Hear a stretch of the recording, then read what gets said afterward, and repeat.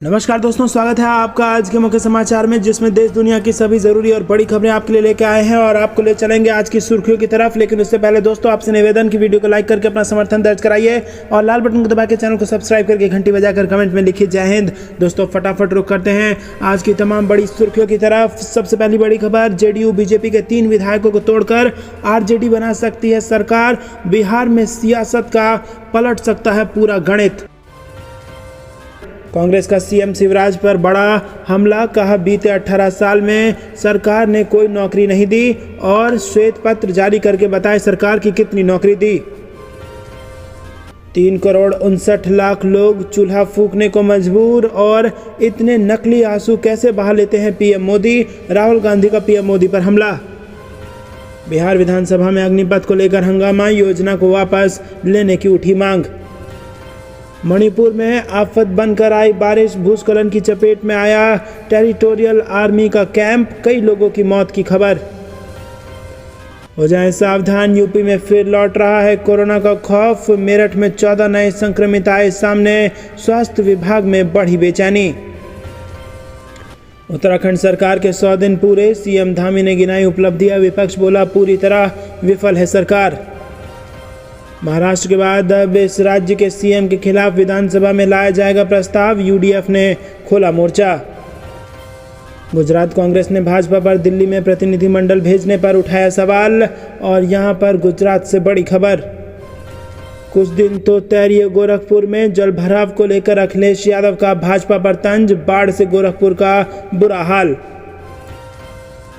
2024 चुनाव में पुराने प्रदर्शन को दोहराएगी बीएसपी, मायावती बोली जमीनी स्तर पर पार्टी को दे मजबूती।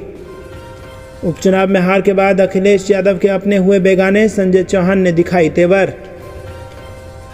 महाराष्ट्र के नए मुख्यमंत्री देवेंद्र फडणवीस नहीं, अब एकनाथ शिंदे होंगे महाराष्ट्र के मुख्यमंत्री, हो गया इसका बड़ा ऐलान। कानून व्यवस्था को लेकर सीएम गहलोत ने अधिकारियों के साथ की बैठक, राजस्थान में दिया सख्त निर्देश।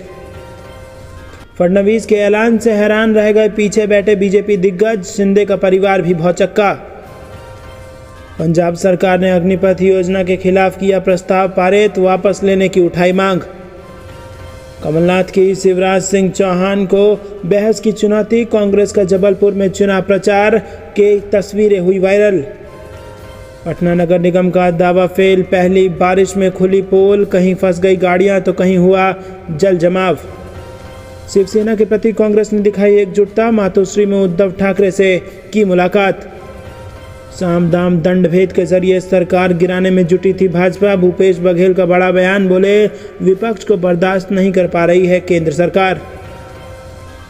मध्य प्रदेश निकाय चुनाव में बीजेपी सरकार शासन एवं प्रशासन का कर रही दुरुपयोग, कमलनाथ ने लगाया ये आरोप। तेजस्वी यादव बनेंगे मुख्यमंत्री, अवध बिहारी बनेंगे स्पीकर, मानसून सत्र के अंतिम दिन चला समांतर सदन। वहीं दोस्तों, नगर पालिका चुनाव की बिहार में तैयारी शुरू, वोटर लिस्ट किया जा रहा है अपडेट। तेजस्वी को सीएम बनाकर ही दम लेंगे लालू, तेजस्वी सीएम की कुर्सी से मात्र 6 विधायक दूर। कांग्रेस के महापौर प्रत्याशी ने लिखा निर्वाचन आयोग को पत्र, निष्पक्ष चुनाव के लिए उठाए जाए कदम। ओवैसी की इंदौर के बंबई बाजार में होने वाली सभा निरस्त, प्रशासन ने नहीं दी इसकी अनुमति। रसोई गैस सिलेंडर कीमत को लेकर राहुल गांधी का पीएम मोदी पर कड़ा हमला। कांग्रेस का मध्य प्रदेश में सरकार पर हमला, शिवराज सरकार से पूछा कि 18 साल में कितने लोगों को दी नौकरी। डेबिट कार्ड सहित 1 जुलाई से होंगे ये 8 बड़े बदलाव, जेब पर पड़ सकता है बड़ा असर। मध्य प्रदेश में सरकारी नौकरियों पर शिवराज सरकार श्वेत पत्र जारी करे, कांग्रेस ने उठाया मुद्दा।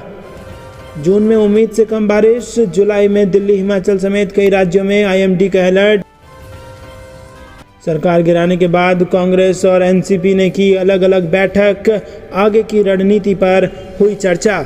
तो दोस्तों ये थी दिन भर कुछ तमाम ज़रूरी और बड़ी सुर्खियां। अब कुछ बड़े और ज़्यादा ज़रूरी खबरों की तरफ आपको गहराई में ले जा रहे हैं दोस्तों, लेकिन उससे पहले फिर से आपसे निवेदन कि वीडियो लाइक नहीं किया है तो कृपया करके वीडियो लाइक करके अपना समर्थन दर्ज कराइए और चैनल को सब्सक्राइब करके घंटी बजाकर कमेंट में लिखिए जय हिंद। दोस्तों रुक करते हैं बड़ी खबर की तरफ। रसोई गैस सिलेंडर की कीमत को लेकर राहुल गांधी का पीएम मोदी पर कड़ा हमला। जी दोस्तों, कांग्रेस के पूर्व अध्यक्ष राहुल गांधी ने रसोई गैस सिलेंडर के दाम में भारी वृद्धि को लेकर प्रधानमंत्री नरेंद्र मोदी पर कड़ा हमला करते हुए गुरुवार को कहा कि श्री मोदी नकली आंसू बहाने में माहिर हैं और जनता के दुख दर्द से उनका कोई लेना देना नहीं है।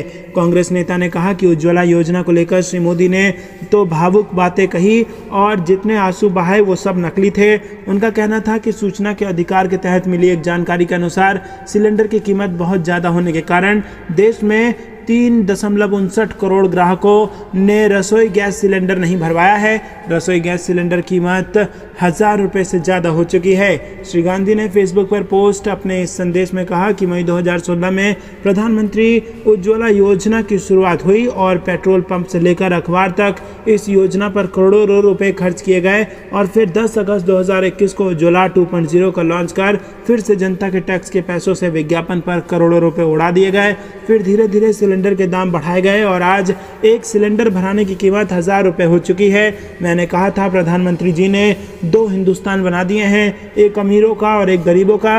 उन्होंने कहा कि अपनी एक रैली में चूल्हे पर खाना बनाने वाली माओं के लिए प्रधानमंत्री जी कुछ ज़्यादा भावुक हो गए थे, लेकिन आज सिर्फ एक वर्ष 2021-22 में ही 3,59,00,000 लोगों को चूल्हा फूंकने पर मजबूर कर दिया। और इतने नकली आंसू कहां से बहा लेते हैं प्रधानमंत्री मोदी जी, ये सवाल भी खड़ा किया राहुल गांधी ने। तो दोस्तों आपका क्या विचार है इस खबर पर, आप हमें कमेंट में ज़रूर बताइए कि क्या सरकार को रसोई गैस का दाम कम करने के ऊपर कदम उठाने चाहिए, हाँ या ना में अपनी राय बताइए। दोस्तों रुक करते हैं अगली बड़ी खबर की तरफ जो महाराष्ट्र की सियासत से जुड़ी आ रही है। सरकार गिरने के बाद कांग्रेस और एनसीपी ने की अलग अलग बैठकें, आगे की रणनीति पर हुई चर्चा। जी हाँ दोस्तों, महाराष्ट्र के मुख्यमंत्री उद्धव ठाकरे के अपने पद से इस्तीफा देने के एक दिन बाद राष्ट्रवादी कांग्रेस पार्टी और कांग्रेस ने गुरुवार को राज्य में अपनी पार्टी की भविष्य की रणनीति तय करने के लिए अपनी पार्टी के विधायकों की अलग अलग बैठकें की और राज्य कांग्रेस प्रमुख नाना पटोले ने कहा कि पार्टी विधायकों की बैठक हो रही है और हम अब विपक्ष में हैं और राज्य में एक मजबूत विपक्षी दल के रूप में अपनी भूमिका के लिए कमर कस रहे हैं।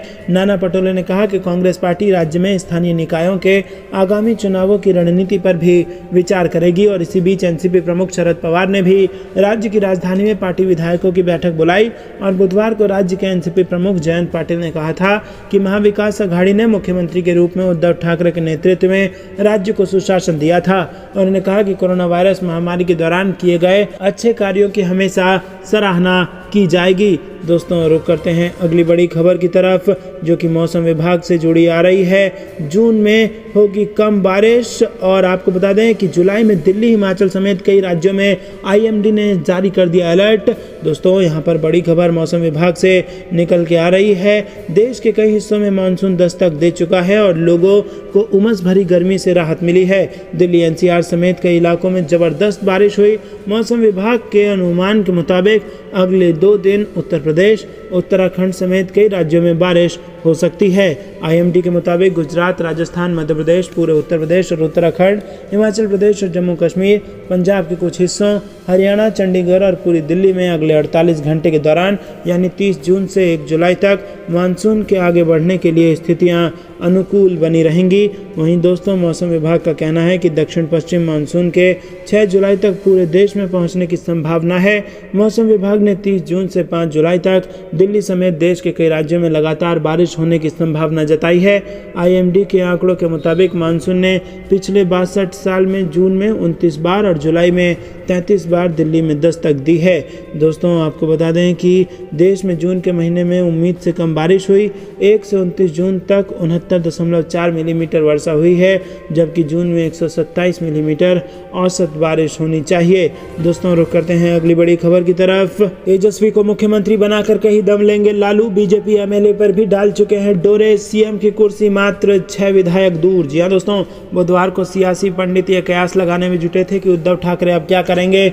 लोग सोच रहे थे कि महाराष्ट्र की राजनीति में क्या नया होने वाला है। ओवैसी दनादन हमले किए जा रहे थे, लेकिन इधर बिहार में उनके घर में ही आग लगी हुई थी। आग भी ऐसी कि धुआं तक नहीं दिखे और जब दिखा तो AIMIM के आशियाने में भगदड़ मच गई।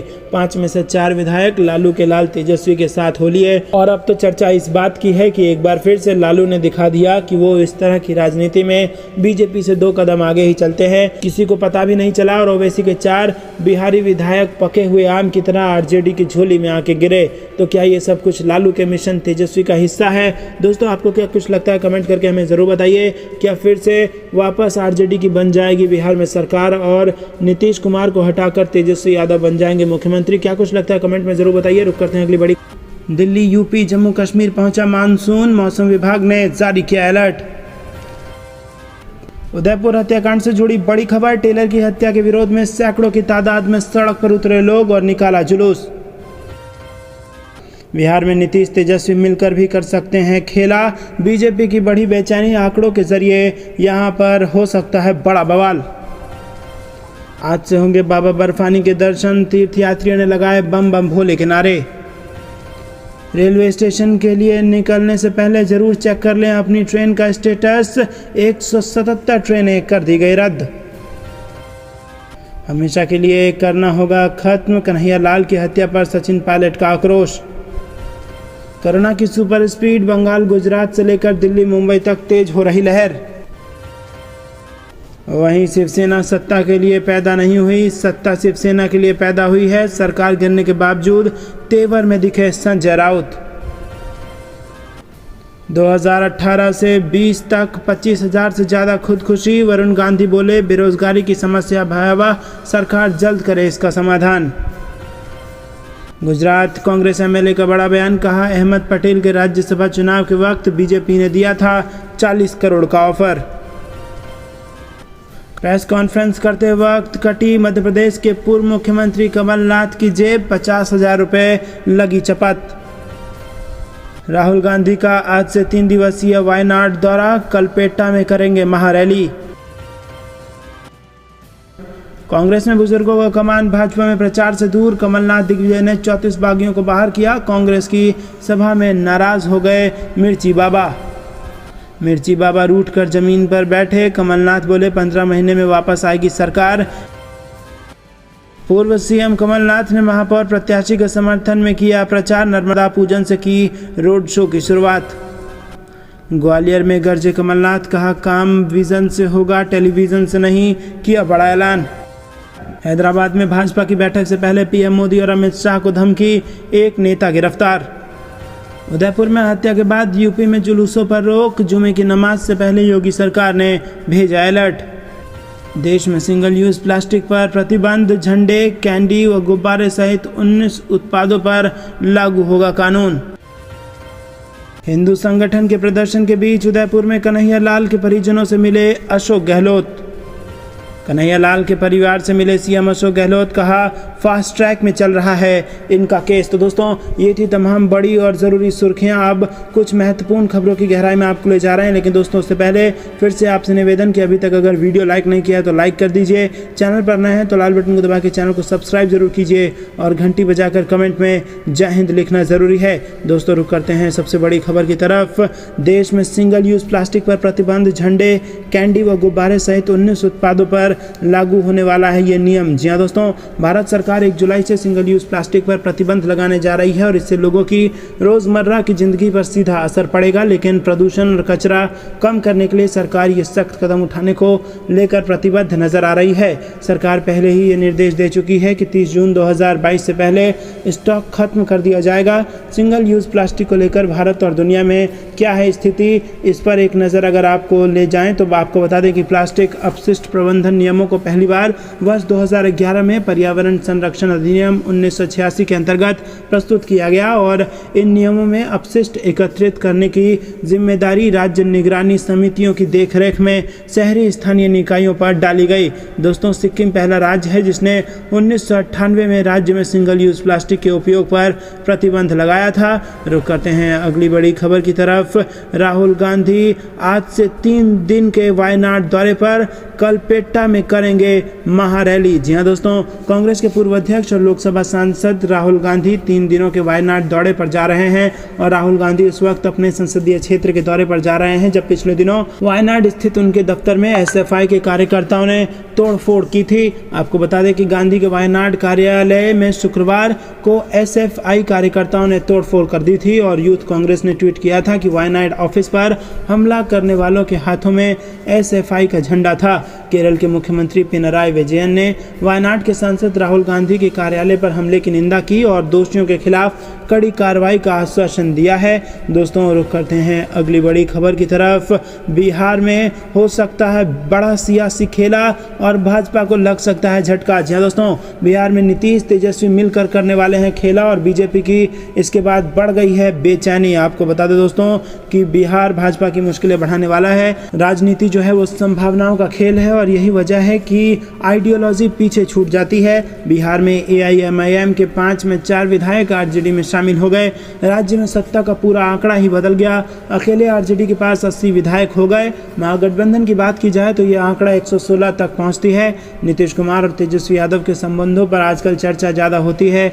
जेडीयू के पास 40 विधायक हैं। अगर सिर्फ आरजेडी और जेडीयू के विधायकों की संख्या जोड़ दिया जाए तो ये डाटा 126 तक पहुंचता है, जबकि मैजिक नंबर 122 का ही है। सत्ता के नए आंकड़ों ने बीजेपी में बेचैनी बढ़ा दी है। केंद्रीय मंत्री धर्मेंद्र प्रधान मंगलवार को सीएम नीतीश से मुलाकात किए थे और बुधवार को सत्ता का डेटा ही बदल गया। ओवैसी की पार्टी में 5 में से 4 विधायक मुख्य विपक्षी पार्टी आरजेडी में शामिल हो गए। ये किसी बड़े सियासी खेल का संकेत है। आंकड़ों के लिहाज से देखें तो राज्य में महागठबंधन सत्ता से सिर्फ 6 विधायक दूर है और मतलब लालू यादव की पार्टी आरजेडी गठबंधन के पास 116 विधायक हो गए हैं। बिहार में बहुमत का आंकड़ा 122 है। एआईएमआईएम के प्रदेश अध्यक्ष अख्तरुल ईमान सिर्फ ओवैसी के साथ रह गए हैं और ओवैसी से पहले अख्तरुल ईमान लालू यादव की पार्टी आरजेडी का ही झंडा ढोते थे। आरजेडी सुप्रीमो लालू यादव आजकल पटना में ही हैं और अगर पूरे महागठबंधन के डाटा को ना भी लें तो सिर्फ आरजेडी जेडीयू आंकड़ा भी मैजिक नंबर के पार चला जाता है। मतलब तेजस्वी के 80 और नीतीश के 46 विधायकों की संख्या 126 तक पहुंचती है, जबकि बहुमत का आंकड़ा 122 का ही है। वैसे भी आजकल तेजस्वी और नीतीश की नज़दीकियों की चर्चा ज़्यादा चल रही है। दोस्तों, रुख करते हैं अगली बड़ी खबर की तरफ।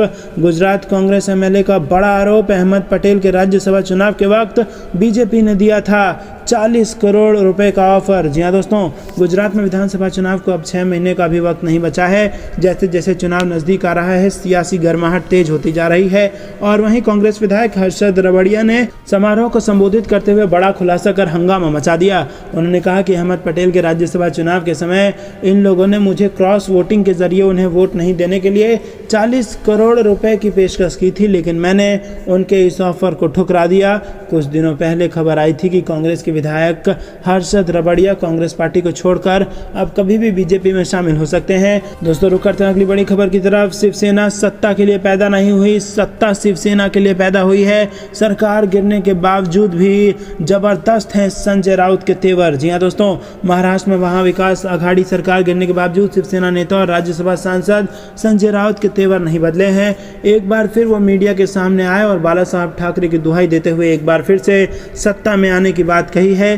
राउत ने कहा कि शिवसेना सत्ता के लिए पैदा नहीं हुई, सत्ता शिवसेना के लिए पैदा हुई है। ये हमेशा से बाला साहेब ठाकरे का मंत्र रहा है। हम काम करेंगे और एक बार फिर अपने दम पर सत्ता में आएंगे। उद्धव ठाकरे बहुत ही नैतिकता की राजनीति करने वाले नेता हैं, संजय राउत ने यह बयान दिया। और आपको बता दें कि संजय राउत ने कहा कि पार्टी के मुख्यमंत्री उद्धव ठाकरे ने रात को इस्तीफा दिया है। सर्वोच्च न्यायालय ने जिस तरह का फैसला आया उसके बाद उनके लिए पद पर रहना उचित नहीं था। वो बहुत ही नैतिकता की राजनीति करने वाले नेता हैं। राउत ने कहा कि 2.5 साल तक उद्धव जी के नेतृत्व में सरकार चली, लेकिन उन्होंने जाते जाते ये कही कि हमारे ही लोगों ने मुझसे गद्दारी की, इसीलिए अब मैं ये सरकार नहीं चला सकता हूँ। हर जाति और धर्म के लोग उद्धव ठाकरे का समर्थन करते हैं। संजय राउत ने कहा कि कल जब उद्धव ठाकरे ने मुख्यमंत्री पद से इस्तीफा दिया तो वो भावुक हो गए। उद्धव ठाकरे पर सभी को भरोसा है। हर जाति और धर्म के लोग उनका सम्मान करते हैं, समर्थन करते हैं। सोनिया गांधी और शरद पवार को उन पर भरोसा है। दोस्तों, रुक करते हैं 1 जुलाई से single use plastic ban, plastic straw के साथ प्रोडक्ट नहीं बेच पाएंगी कंपनियां। उदयपुर के अखिलेश यादव ने कन्हैया लाल के कातिलों के लिए मांगी सख्त से सख्त सजा। वहीं यूपी उत्तराखंड समेत कई राज्यों में होगी भारी बारिश, रेड ऑरेंज अलर्ट जारी कर मौसम विभाग ने दी चेतावनी। उपराष्ट्रपति चुनाव का भी बजा बिगुल, 6 अगस्त को होगा मतदान, चुनाव आयोग ने किया ऐलान। गब्बर सिंह टैक्स बन गया है गृहस्थ सर्वनाश टैक्स, राहुल गांधी का जीएसटी को लेकर पीएम मोदी पर निशाना। बिहार में ओवैसी को बड़ा झटका, 5 में से 4 विधायक आरजेडी में हो गए शामिल। यशवंत सिन्हा का बड़ा बयान, बोले भारतीय लोकतंत्र की रक्षा के लिए लड़ रहा हूं राष्ट्रपति चुनाव। उदयपुर की घटना को लेकर यूपी में हाई अलर्ट, डीजीपी बोले भड़काऊ पोस्ट डालने वालों पर भी होगी कार्रवाई। हरियाणा से बड़ी खबर, टमाटर ने बिगाड़ा सब्जियों का जायका, 100 रुपये किलो पहुंचा दाम। तो दोस्तों ये थी दिन भर कुछ बेहतरीन और बड़ी खबरें। तक बने रहने के लिए बहुत बहुत धन्यवाद। देख रहे थे आपका अपना चैनल जय हिंद जय भारत।